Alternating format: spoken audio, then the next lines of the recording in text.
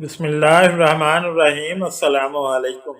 और रसूल अकरम सल्लल्लाहु अलैहि वसल्लम ने मौत की कैफियत बयान करते हुए फरमाया, बेशक मौत की बड़ी शिद्दत है। नाज़रीन गिरामी, मौत की शिद्दत और गशी जो मौत के वक्त पेश आती है उसे सकरात कहते हैं। बाज़ औक़ात सकरात की निशानियां मरने वाले पर जाहिर होती हैं, जिसे देखकर करीब वाले लोग इबरत हासिल करते हैं, जबकि ज्यादातर ये तकलीफ सिर्फ मरने वाला ही जानता है कि वो किस अजियत में मुब्तला है। मौत से पहले सकरात की हालत सब पर तारी होती है, लेकिन 5 ऐसे खुश नसीब हैं जिन्हें मौत के वक्त इस तकलीफ से नहीं गुजरना पड़ेगा। इनकी जान आसानी से निकाली जाएगी।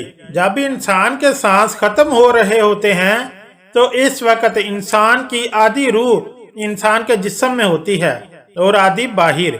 इसलिए इंसान को बहुत ज्यादा तकलीफ बर्दाश्त करनी पड़ती है। इंसान को बार बार प्यास महसूस होती है। इस वक्त इंसान को जितना भी पानी पिला दिया जाए तो इंसान की प्यास खत्म नहीं होती। जब फरिश्ता जान निकाल रहा होता है तो मरने वाले को बहुत ज्यादा तकलीफ होती है। इस तकलीफ को बयान करना नामुमकिन है, क्योंकि ये तकलीफ के मुतल्लिक मरने वाला जानता है या इसके रब को इल्म होता है। बेशक ये तकलीफ मरने वाले की बर्दाश्त से बाहर हो जाती है। हजरत अली रज़ी अल्लाह ताला अन्हो बयान करते हैं कि 5 इंसान ऐसे हैं जिनकी जान निकलते वक्त इनको महसूस तक न होगा और फरिश्ता इनकी रूह कब्ज कर लेगा। हजरत अली रज़ी अल्लाह ताला अन्हो से पूछा गया, ए रसूल अकरम सल्लल्लाहु अलैहि वसल्लम के प्यारे दामाद, वो 5 लोग कौन से हैं जिनको जान निकलते वक्त तकलीफ महसूस न होगी? नंबर 1, सैयदना अली रज़ी अल्लाह ताला अन्हो ने फरमाया कि सबसे पहला वो शख्स है जो सदका व खैरात बाकायदगी से करता है। सदका करने वाले की रूह ऐसे कब्ज हो जाएगी कि इसको इल्म तक न होगा। यानी ऐसा इंसान जो अपने मालो दौलत को सदका अल्लाह ताला और नबी अकरम सल्लल्लाहु अलैहि वसल्लम की रजा हासिल करने के लिए करता है। इससे मुराद ये है कि सदका इस तरह करे कि किसी को इल्म तक न हो कि इसने अल्लाह की राह में किसी दूसरे भाई की मदद की है। इस बंदे को भी मौत के वक्त थोड़ी सी भी तकलीफ नहीं होगी, इसकी जान बगैर तकलीफ के कब्ज कर ली जाएगी। नंबर 2, वो इंसान है जो अपने वालिदैन की मौत के बाद वालिदैन की विरासत से अपनी बहनों का हक देने में जल्दी करता है, इनका हक मरने नहीं देता। ऐसा भी देखने में आया है कि वालिदैन के मरने के बाद भाई बहनों को ये तसल्ली दे देते हैं कि हम आपको शादी के वक्त जहेज वगैरह दे देंगे। ये बात सरासर गलत है, क्योंकि इस्लाम में जहेज देना फर्ज नहीं है। जहेज देना तो यहूदियों की पैदा की गई रस्म है।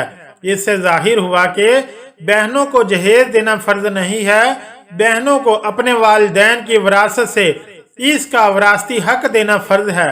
कुछ लोग अपनी बहनों को विरासत में हिस्सा नहीं देते हैं, वो खुद ही सारे हिस्से के मालिक बन जाते हैं। अगर भाई ऐसा करते हैं तो इनको आखिरत में इसका हिसाब देना होगा, जो कि दुनिया में हिस्सा देने से तो भाई बच जाएंगे और आखिरत में इनकी बख्शिश नहीं होगी। हदीसों में बहनों के हक के बारे में बड़ी तफसील के साथ बयान किया गया है।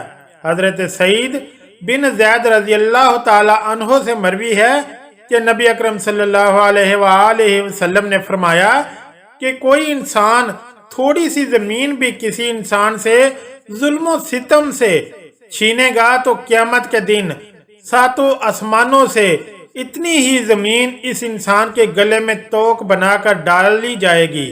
एक और हदीस हजरत अनस रज़ी अल्लाह ताला अन्हो से मरवी है कि नबी अकरम सल्लल्लाहु अलैहि वसल्लम ने फरमाया है कि जो इंसान अपने बहन भाई की विरासती हिस्से में हेरा फेरी करेगा तो अल्लाह ताला क़यामत के दिन इसकी जन्नत से मिरास खत्म कर देगा। यही वजह है कि जहेज की लानत ऐसी लानत है जिस तरह यहूदियों की औरतों को बगैर जहेज के कोई कबूल नहीं करता था, आज इस्लाम में भी वही रस्मों ने जन्म ले लिया है। यही वजह है कि हमारे माशरे में गरीब की लड़की घर बैठे बैठे ही उम्र रसीदा हो जाती है, जिसका कोई रिश्ता नहीं आता, क्योंकि हम ये बात सोचते हैं कि ये गरीब ने अपनी बेटी को क्या देना है।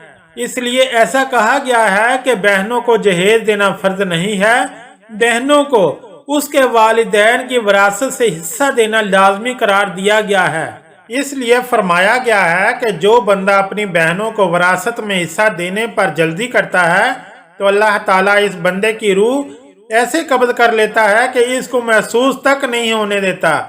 एक रवायात में है कि एक औरत के भाई का इंतकाल हो गया, जिसने कहा कि मुझे भी मेरे भाई की कब्र पर लेकर जाया जाए। इसके बार बार जिद करने पर इसको भी कब्र पर लाया गया। इस औरत की आंखों के सामने इसके भाई को कब्र में उतार कर दफन कर दिया गया। दफन करने के बाद दुआ करनी थी। इस बहन ने सब जनाजे वालों के सामने रो रो कर अल्लाह ताला से ये दुआ की, या अल्लाह आज इंसाफ का दिन आ गया है, मेरे साथ भी इंसाफ करना, मेरे इस जालिम भाई को अपनी रहमत से दूर कर दे। या अल्लाह मेरे भाई को अपनी रहमत और बरकत से इस तरह दूर फरमा दे जैसा कि इसने मुझे मेरे विरासती हिस्से से दूर कर दिया था। मेरे बच्चे रो रो कर तड़पते रहे, पर मेरे इस भाई को नन्हे मुन्ने बच्चों पर जरा भी तरस ना आया।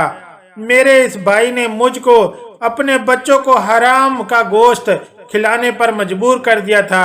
या मुसलमानों, अपनी बहनों को इसके विरासत में हिस्सा देकर इनसे दुआ की उम्मीद रखा करो, ताकि अल्लाह ताला हमारी सबकी मगफरत इन बहनों के सदके फरमा दे, आमीन।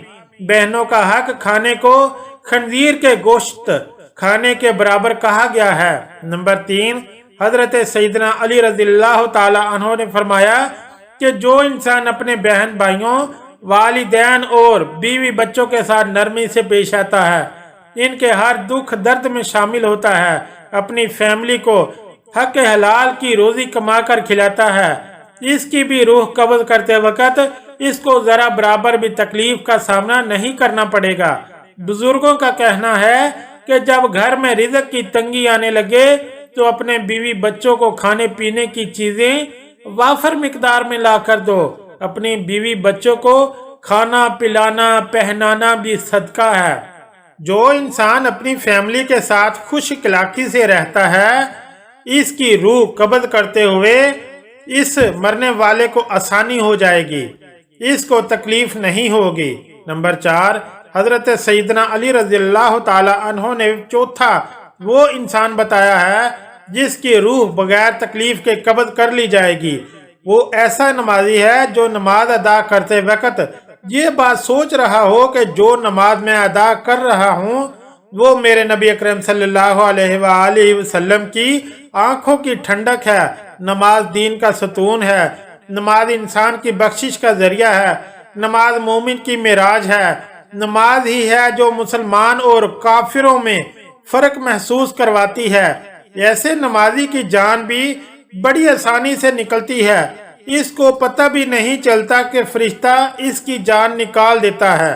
नंबर 5, ऐसा शख्स है जो खुद भी कुरान पढ़ता है और दूसरों को भी पढ़ाता है। फिर फरमाया कि रातों को उठ उठ कर कुरान पाक की तिलावत किया करो, क्योंकि ये वक्त अल्लाह ताला खुद अपने बंदे को फरमा रहा होता है, ऐ मेरे बंदे मांग तू क्या मांगता है, मैं तुझे तेरी ख्वाहिश के मुताबिक अता करूं। कुरान पाक की रो रो कर तिलावत किया करो, क्योंकि अल्लाह ताला ऐसे तिलावत करने वाले की फौरन दुआ कबूल फरमाता है। अगर रोना ना आए तो रोने वाला चेहरा बना लिया करो। कुरान पाक खुद पढ़ने वाला और दूसरों को पढ़ाने वाले की जान भी ऐसे कब्ज हो जाएगी कि इसको जरा बराबर तकलीफ नहीं होगी। अल्लाह पाक से दुआ है कि जब हमारा वक्त नज़ा आए तो हमें सकरात की शिद्दत और तकलीफ से महफूज रखना और हमारा इस दुनिया से जाते वक्त खात्मा ईमान पर हो। या अल्लाह पाक हमारी दुआ को कबूल फरमा ले, आमीन सुम आमीन। अगर वीडियो अच्छी लगी है तो प्लीज़ मेरे चैनल को लाइक और सब्सक्राइब करें। شکریہ، اللہ حافظ۔